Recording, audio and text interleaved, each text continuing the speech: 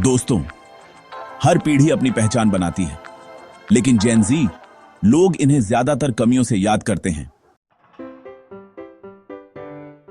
कभी कहते हैं ये लोग आलसी हैं, कभी बोलते हैं ये ज्यादा भावुक है, और सबसे बड़ा आरोप बस फोन में घुसे रहते हैं। लेकिन सुनो, सवाल है, क्या ये सच है?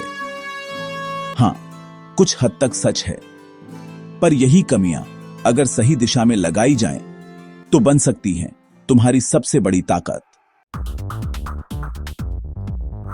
पहला, बेसब्री। जेन ज़ी को सबसे बड़ा टैग मिला, सब कुछ तुरंत चाहिए, इंस्टेंट इंटरनेट, 30 सेकंड की रील, फास्ट फूड। धैर्य कौन रखता है अब? और यही बात हमें आगे ले जाती है। अगर इस बेसब्री को सही दिशा में लगाया जाए, तो यह बन जाती है जुनून और महत्वाकांक्षा। जो इंसान तुरंत परिणाम चाहता है, वही असंभव को भी पा सकता है।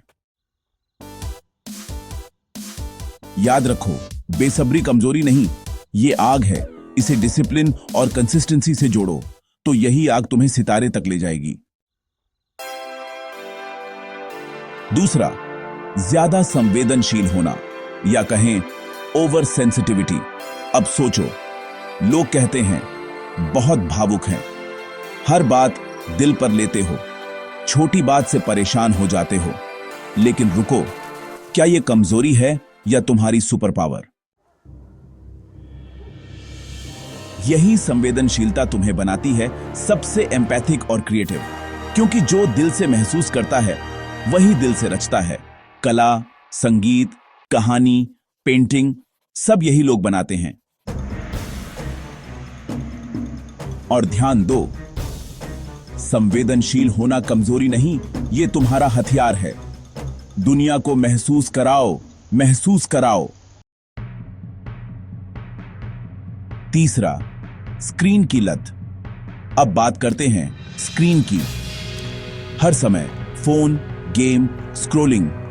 बड़े लोग सोचते हैं जेन ज़ी सिर्फ स्क्रीन में फंसा है, लेकिन सुनो, अगर तुम घंटों गेम खेल सकते हो, तो उतना ही समय सीखने, क्रिएट करने और दुनिया बदलने में भी लगा सकते हो। याद रखो, स्क्रीन तुम्हें नशा भी दे सकती है और स्टार भी बना सकती है। यह निर्णय तुम्हारा है।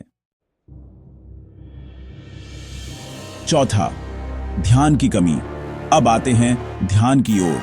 देखो, एक किताब का 20 पन्ना भारी लगता है, लेकिन टिकटॉक की 20 वीडियो मजे से देख लेते हो। ध्यान छोटा हो गया है, लेकिन ध्यान कोई जन्मजात चीज नहीं है। ध्यान एक मांसपेशी है, जितना ट्रेन करोगे उतना मजबूत होगा। और याद रखो, रोज थोड़ी मेहनत, ध्यान और गहरा काम, और तुम्हारा फोकस बन जाएगा सुपर ह्यूमन। पांचवां, मानसिक स्वास्थ्य की चुनौतियां। अब सबसे जरूरी बात, तनाव, एंजाइटी, डिप्रेशन। जी हां, जेन ज़ी सबसे ज्यादा स्ट्रगल कर रही है। लेकिन ध्यान दो, थेरेपी लेना शर्म की बात नहीं, सेल्फ केयर करना आलस नहीं, अपने दिमाग को ठीक रखना सबसे बड़ा निवेश है। और जब तुम अपने दर्द को जीतते हो, तो वही तुम्हारी सबसे बड़ी ताकत बन जाता है। क्यों यह हुआ?